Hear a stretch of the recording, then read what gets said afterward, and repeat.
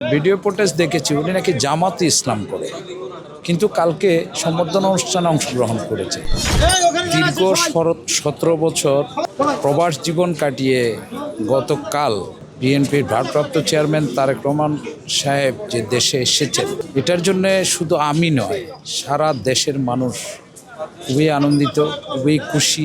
মানুষের ভাত ভাঙ্গা জোয়ার গতকালকে এয়ারপোর্ট, 300 ফুট, কুড়িল বিশ্ব রোড থেকে শুরু করে একবার মহাকালী থেকে তো রোড ব্যারিকেডে করা হয়েছিল, 300 ফিট মিনাবাজারের মোড় পর্যন্ত জনগণের যে স্বস্ফূর্ত ইতিবাচক সাড়া, সেটাতেই বলে দেয় এই দেশের মানুষ যেটা চেয়েছিল তাদের আশা আকাঙ্ক্ষার প্রতিফলন ঘটেছে। এখানে শুধু মানুষ বলতে সাধারণ মানুষ, দলীয় নেতাকর্মী, এমনকি বিভিন্ন দলের নেতাকর্মীরও খুশি এতে, যদিও মতবিরোধ থাকতে পারে। কিন্তু আমি গতকালকে একজন লোকের একটা ভিডিও ফুটেজ দেখেছি, উনি নাকি জামাতে ইসলাম করে, কিন্তু কালকে সম্বর্ধনা অনুষ্ঠানে অংশগ্রহণ করেছে।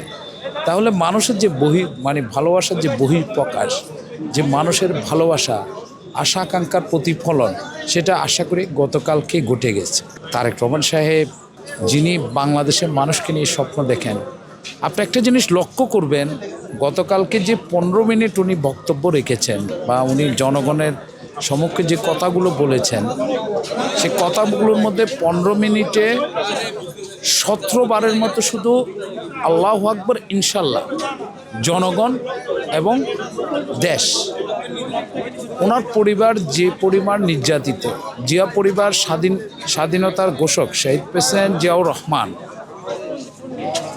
ওনার নেতৃত্বে সংগঠিত মুক্তিযুদ্ধের সংগঠক, স্বাধীনতার ঘোষক, ওনার পরবর্তীতে ওনার পরিবার আজ দিন পর্যন্ত দেশের যে নেতৃত্ব দিয়ে আসছেন, ওনারা কখনো নিজের স্বার্থ বা নিজের পরিবারের স্বার্থের দিকে কখনো তাকাননি, যেটার আবারও বহিঃপ্রকাশ ঘটল গতকালকে যে উনি 15 মিনিট বক্তব্য দিলেন। আমি খুব কাছের থেকে দেখেছি, আমি স্টেজের পাশেই ছিলাম। আমি একটা জিনিস লক্ষ্য করেছি যে তারেক রহমানের একটা ভাই হারালো, মা মুমূর্ষু অবস্থা, তার এত নির্যাতন, নিপীড়ন, তার পরিবারের উপর এত নির্যাতন, মজলুম, কিন্তু উনি কালকে বক্তব্যের মধ্যে কোনো ধরনের প্রতিহিংসা, কোনো ধরনের খারাপমূলক আচরণ, এই ধরনের কোনো কথা ওনার মুখ দিয়ে বের হয় নাই। উনি শুধু বলেছেন যে দেশের মানুষের কল্যাণের কথা, দেশকে কিভাবে গঠন করবেন, জনগণকে কিভাবে সম্পৃক্ত করবেন এবং জনগণের উপকারের জন্য কি কি কার্যক্রম করতে পারেন। এর চেয়ে বড় দেশপ্রেমিক এই দেশে আছে কিনা আমার তো মনে হয় না।